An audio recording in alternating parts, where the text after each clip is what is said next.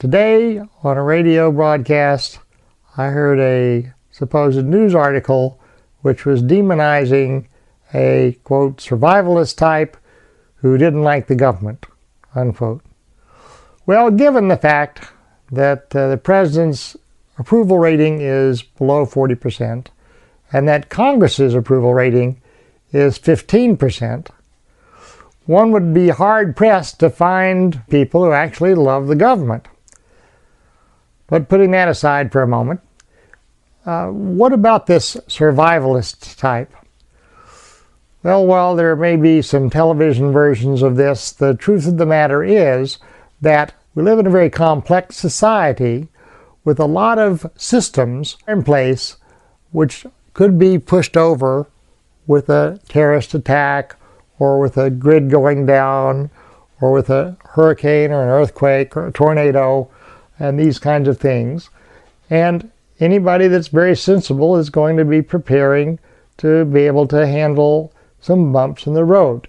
If they don't, they can be squashed or given a major problem. A client of mine who was kayaking in the lake behind his house, a storm blew up and created waves and so forth that knocked him over and he drowned. He wasn't wearing a life jacket because he was too confident that he was able to handle anything. And the same kind of thing can happen to an individual or a business that's not prepared for a bump in the road.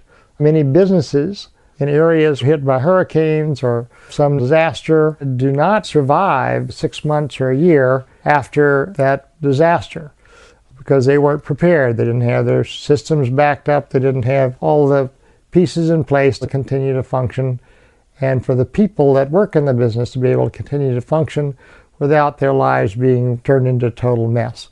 So I happen to believe that being prepared, the Boy Scout motto, is a very good motto for any of us in today's current environment, and I highly recommend that you look at what if you had some kind of a situation which caused a disruption in your environment. Now, that doesn't have to take up a whole lot of your time or a whole lot of your money, but if you don't back up those computers, if you don't take sensible precautions, then you are much more at risk than you need to be. And I'm looking forward to the day when we hear news articles lauding the people like us who were prepared and were able to help our fellow man in a disaster situation.